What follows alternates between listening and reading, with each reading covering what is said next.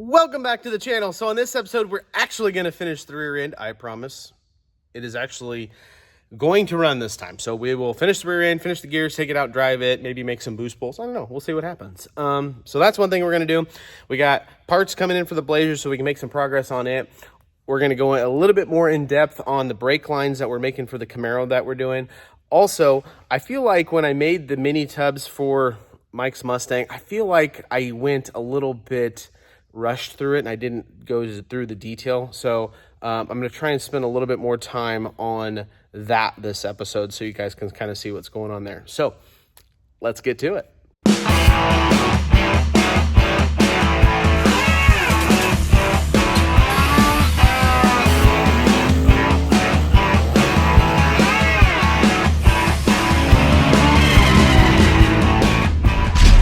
You're watching the Vasco Speed Performance YouTube channel.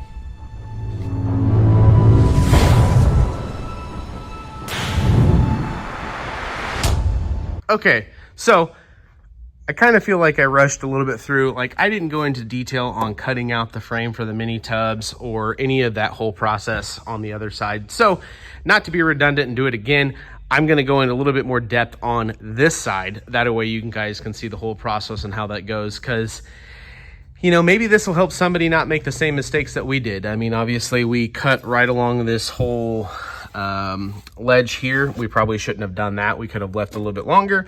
And then also another thing I wanted to talk about was I don't really care for how this hangs down like this. So what I might end up doing is when we make our filler panel come in from here, I might end up just cutting this to that contour of that.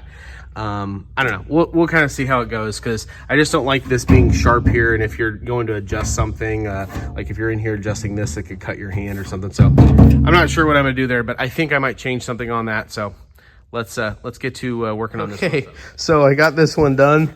Turned out pretty good. It follows the contour. Like I said, I didn't go into a lot of detail on the last episode, so let me show you this shrinker stretcher deal. So what a shrinker stretcher does is, this is actually a stretcher and this one is a shrinker. See the arrows going in, the arrows coming out. These are cheap. They're literally from Harbor Freight. They come as a package deal. You just sit there and you do this. And when you do that, it grabs the metal and stretches it apart. Let me get focused better. Stretches it apart just like that. That one does the opposite, pushes it together.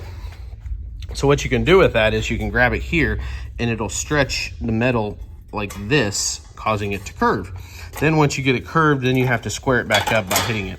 So I spent all that time making this one and it turned out really, really good. Probably better than the first one. However, I'm very bad about this. I get excited and I want to start making something, and I made this side again, which we already have. So I need to make another one. Good news is shop car needs one, so it's donated to the shop car. So I'm gonna set that one there. The other problem is I don't have the metal to make that. So let's go get some metal. Well, I'm back from getting metal. So this is a 4x8 sheet of 22 gauge cold rolled metal, so mild steel. We're gonna put on the plasma table. So we need this for several reasons. That's why I got a whole sheet. If you go to like Home Depot and say you wanna buy a sheet of it, they'll have like a small square of this, and it's the same price as this whole sheet as if you were to go buy it from a company. Yeah, you got to cut it down, but way better to do that. So we're going to use this metal not only to make the other piece that we messed up just now, and we'll have some for the other one when we do the Mustang, but we also need to make this filler piece to go from here to there. So we'll use it for that, and I'm sure we'll end up using some of it for the trunk. So it's not a bad thing to have a little extra metal laying around. So what I'm probably going to do now is design the filler panel, cut that out, and then we will go from there. Okay, here's our wheel tub on the side that we have loosely fit in. It's not welded. It's just, you know, kind of clinkoed in there. That's another thing I'll go over. I haven't talked about clinkos yet, I don't think, so we'll talk about those. However, it's the 9-inch wide wheel tub, and you can see we have a decent gap here. So what I'm gonna do is basically just measure, and we need a piece that's probably, I don't know, 2 inches or 1.5 inches wide, and it needs to come all the way up to here. So I'll probably have it come down here and hang over here and then go up to there. So I just need to get some loose measurements, and I'll cut 2 of those out, one for that side because we screwed it up also, and this side. And then we're also going to end up making little brackets that go from the trunk area to the wheel tub to help support that, just give it some extra strength. Okay, well, here's the piece that I made. I actually am going to cut out part of that so it fits over into that corner better, and then we'll get this piece going in here. So I'm going to set up the time lapse and show you how I'm going to make it.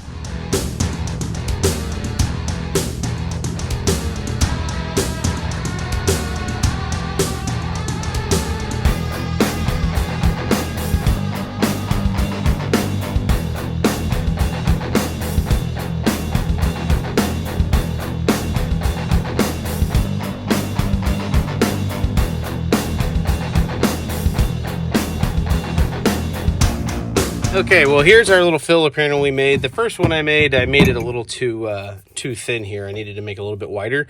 So I made this one a little bit wider, and it's straight. So this mini tub will actually end up being pulled over towards this, and we'll probably just do stitch welding all the way along here. Same thing along here. And then once this is all welded, we'll go and like spot weld all this.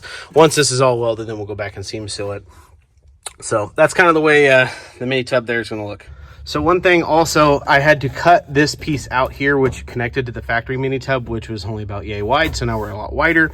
So what I wanted to do was reinforce this packing tray. So I came up with this little idea to make this little panel. And so this is what we're going to put in here, and it'll kind of just weld up there. These are just holes that are cut into it, and then I put them in the dimple die, but then we'll just spot weld this to there, and that'll help strengthen that up. We also have one made for the trunk brace, so making progress. Okay, so this mini tub side is roughly cut out, and one of the things you end up doing with these are you end up cutting into the frame and coming pretty much straight over, and you leave barely anything in this corner. That being said, this frame is thicker than all the sheet metal and everything we're going to be putting in, so you need to box this in with something. So I have made this. I designed it on the plasma table. It's kind of got the same contour as what the frame's going to have. So this will end up going in here. So what I'm going to do is I'm going to rough cut this out, and then this will end up going something about like that in there, and then it'll end up matching this side. So let's do some measuring before we do any cutting to make sure we don't screw anything up, and we'll get some stuff cut out.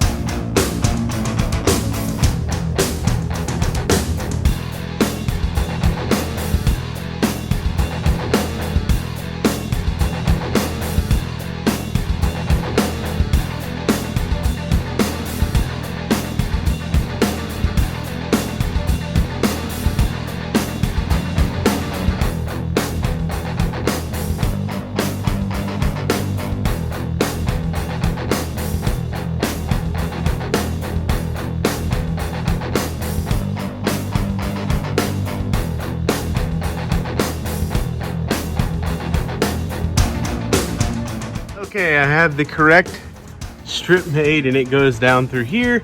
So now what we're going to work on is fitting the wheel tub in there loosely, seeing how everything goes. And then once we get that fit, then we can go ahead and put that in. Went ahead and made another one of these while I was at it because I knew we were going to need one for that side. And then I have a bracket designed for this also. I just haven't made them yet. So let's get to putting this tub in.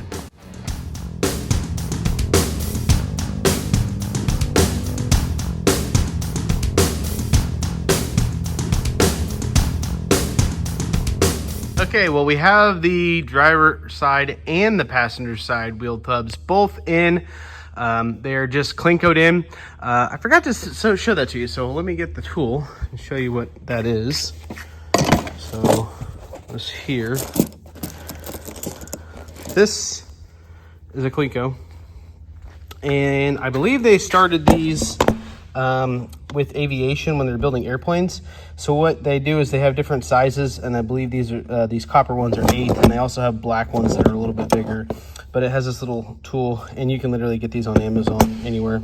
And this little deal goes in like this, and you press this like so, and that little deal goes like that. When you release it, it spreads out and it grabs the 2 pieces of metal. So you can just take an 1/8 inch drill bit, drill through, and then put your cleco in, and then it holds your metal, and it works really well. One of the things I like to do is I'm going to be drilling a hole through 2 pieces, and I want to make sure it's in the same spot. You hold it, drill it, and then you stick your cleco in it, make sure it's good, and then you can drill your hole bigger. So just another tool that might help come in handy. So I have gone ahead and decided, so since I have these filler panels made, this will actually butt up to there, and we'll probably end up stitch welding that across to there. But I think I'm going to go ahead and cut the wheel tub along this contour so that you don't have this piece of metal hanging down. Some people leave that metal on there, and like I said, I don't want you to get cut on it. So we're gonna cut those off on both sides since I've made the executive decision. Also back here, since this will no longer be down this far, I still need to weld the box end plate, which I have made. We will probably cut this area a little long and just fold it over and then weld it to there. But wheel tubs should be pretty good. So let's lower it down, look at what they do. Let's lower it down and see what they look like from the inside. Okay. So this is how both the wheel tubs look. I made these little panels here to help hold the packing shelf. I still have the ones I need to put in for the trunk. I just need to cut them out and do those. But I figured this looks pretty decent. The gaps are all filled and we have some stuff to weld to. So I'm still going to have to come in here and clean all of this floor coating off just so we were able to, stitch weld all this. And then once there's like a little bit of a gap here, so what I'll end up doing is like pushing it in like that and welding it so it doesn't look so goofy having a big gap. But once we start welding stuff, you'll be able to tin and hit on stuff a little bit better and should make it look pretty good. And then once we're all done, we'll seam seal it all in and move on to the cage.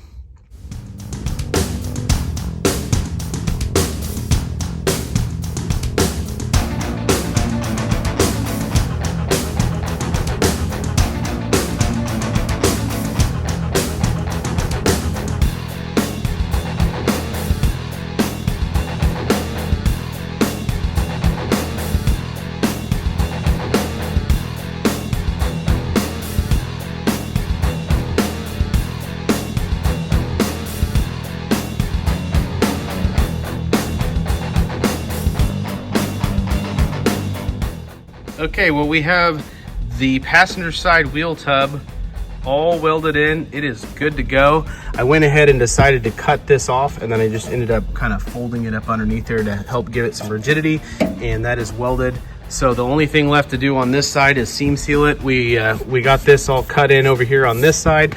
So if time permits, I will seam seal this tonight and it should dry for tomorrow. But in the meantime, I'm gonna try and get the other side welded up. So let's get to it.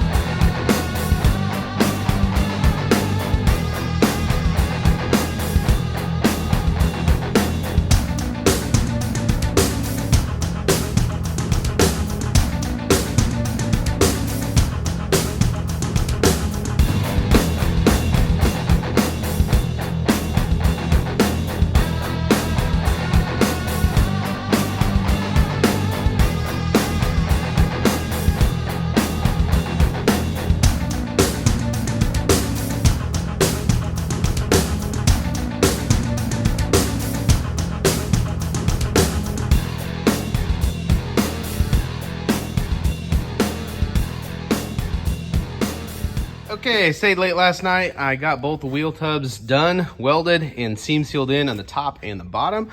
So we should be good there. The last thing we need to do is I want to put a brace on this for the trunk. Not that it's needed per se. So I'm going to make this, but you'll notice how it's curved. It doesn't exactly set flat.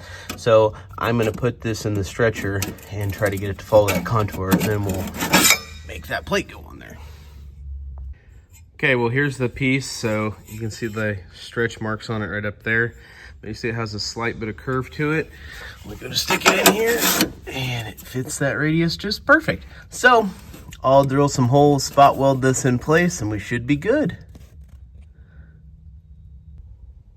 Okay, I got the plate on there, so we should be good there. Both sides are welded on. So the next thing we need to do is Mike is bringing out the center section and some wheels so we can make this thing a roller. I still have to finish making that brake line. But once he comes out and we get this thing as a roller, then we will be able to start working on the cage. So the first part of that, what we'll do is I'll have to go and clean up some of the old reminiscent of the old cage. And then I'm going to have to start with the through the floor subframe connectors and then start putting the cage in this thing.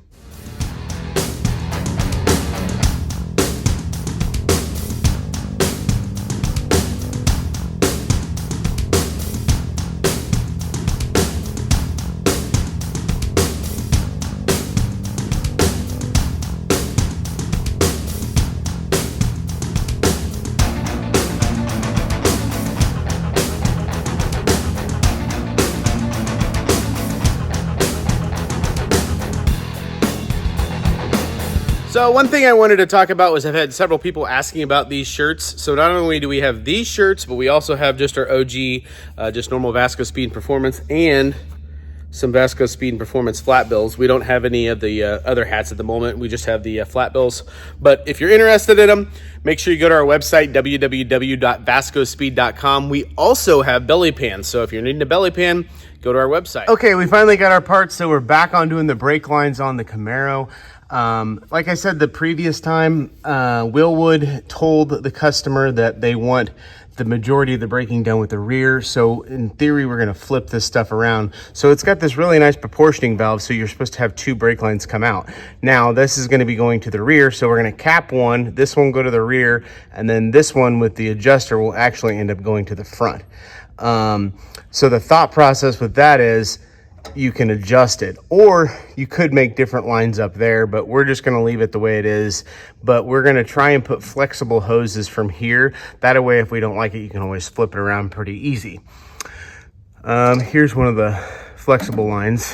We mounted a T here, and these are -3, so this has got like a jam nut on it. So we're going to make a brake line go from here to here, and then this brake line is going to come down over through here. And then this is the one that I made. I only had a little bit of line the other day, so it'll come up like that. So let's get to making that short brake line. Okay, well, I bought a new brake flaring tool and it worked, but let me show you what it did here. If I can zoom in. When I would flare it, this is stainless line, it would split it every time. And the first time I did it, I didn't actually notice that split right there. So that could have been a bad thing. But kept trying to bend this line and do it, didn't do what I want to do. So we're going back to the old trusty. This is a hydraulic one. This is one I've had for a while. So the way this tool works is you got this thing here that crimps onto them and you tighten it down with this, but you need to make sure that your brake line, the end of it is lined up with the end of this. So I like to stick a little piece in there like that. Should be good there. So now what we can do is tighten it down to make sure she doesn't move. The only thing I don't like about this flaring tool with the stainless line is it crimps it so good that in the corners when the fitting comes up to it, you kind of have to sand it a little bit, but it's not a big deal, and at least it doesn't split the line. So this is we're going to do a double flare on this. So we put this die in first, and you got to be careful because if you don't get this line lined up, you can snap that little nipple off of there. So you just put it in and tighten that down and pretty much go until it stops like that. Release it, pull it back, and you can kind of see. Let me see if I can get in there a little bit better. Kind of see how it flared it there. That's like a little one, and then you got the cone, and this is the cone that we put on there next. So we stick the cone in, and then go this one, and go until it stops. Okay, like that, and then we're good there. Now we can just take this thing out, and you'll notice that this thing's so good, like literally the die it's held on to it. So what we'll do now, take it off.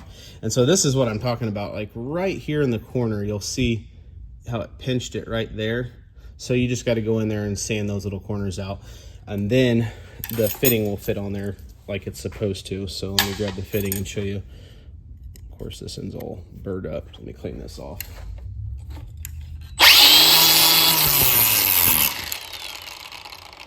Okay, so you stick this on here, and then you'll notice how it doesn't bottom out.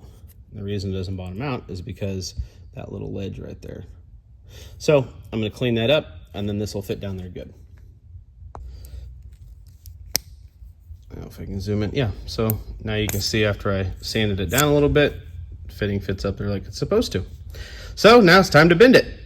Okay, so we just went up and then straight down, and then what we're going to go do is screw this in and then mark where we need to cut it and then come back and flare it.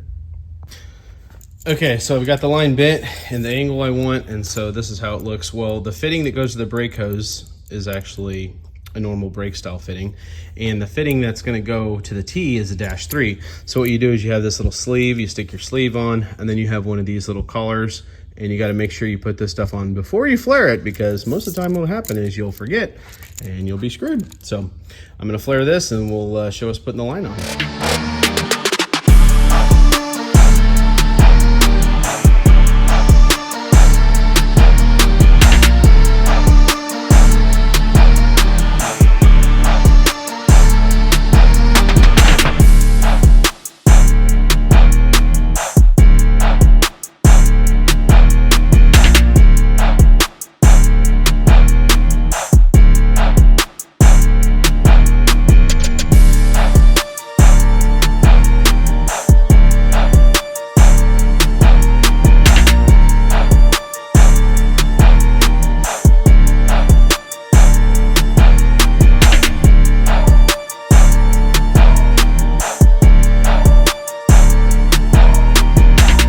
Okay, I put this project off long enough, so we're gonna get it knocked out. The new gear is on the spool. We have the new bearings on. We have all the old shims in place. We went ahead and put the new pinion with the old bearings, and no, we're not gonna reuse them. We just sanded them down just so that you don't have to press them on and off. So the pinion, we're gonna pull it back out and put the correct gear bearings on it. But that being said, we just wanted to see where we're at. So this is our paint mark. And it looks pretty decent, so we're probably going to end up rocking it. So I'm going to pull this pull the ring gear out and take all my shims out. Everything's going to stay in the same order, and then I'm going to pull the pinion out. Once the pinion's out, we're going to put the new bearings on the pinion, and then we're going to measure our pinion depth without the ring gear in, see how we're at, and put it back together and probably paint mark it one last time to make sure everything's good. Okay, so we got the pinion bearing in with the correct bearings, and it's tightened down, and we got the new ring gear and everything in. We're gonna check our backlash real quick and see where we're at.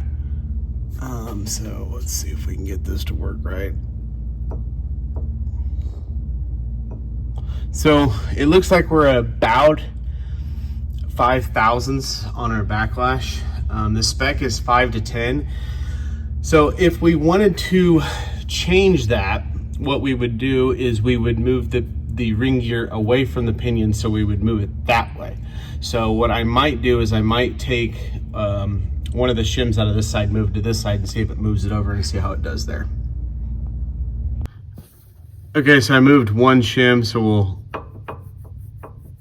have a decent amount of backlash now. So that's roughly like 15/1000ths.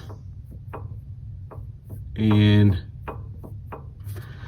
we were at 5, so we'll have to see if we can slightly move it back this direction just a little bit. We'll see how it goes. Okay, so here is our pattern. This is on the coast side, and it looks pretty even. It might be up towards the top a little bit, and then we'll go back and look at the bottom. But it looks pretty good on this side, so I think we're just gonna rock it. So we'll see how it goes. Well, we got the rear end back together in the Camaro, so let's fire this thing up and take it for a spin, and hopefully it doesn't have any horrible noises. Like I said, I don't do a lot of rear ends, so let's get after it.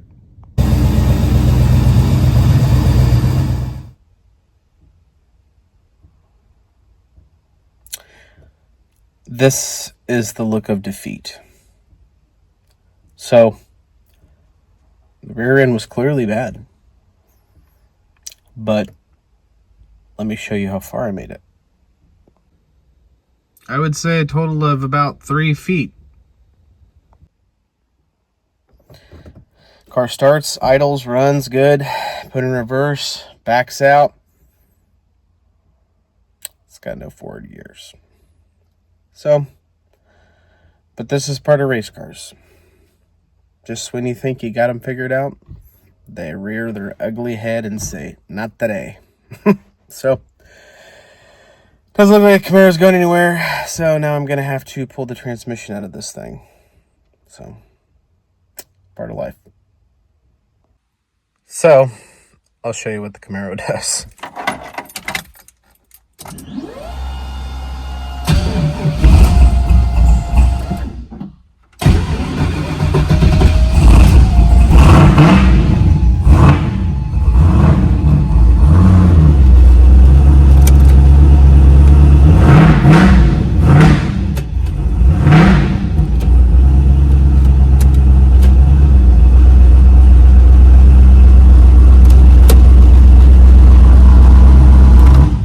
No forward gears.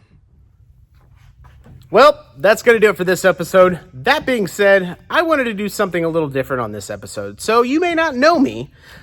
I wanted to let you know a little bit about me. So my name's Brad. I'm the owner. I've been into cars ever since I was a little kid. I went to community college, learned how to work on cars, became a GM mechanic.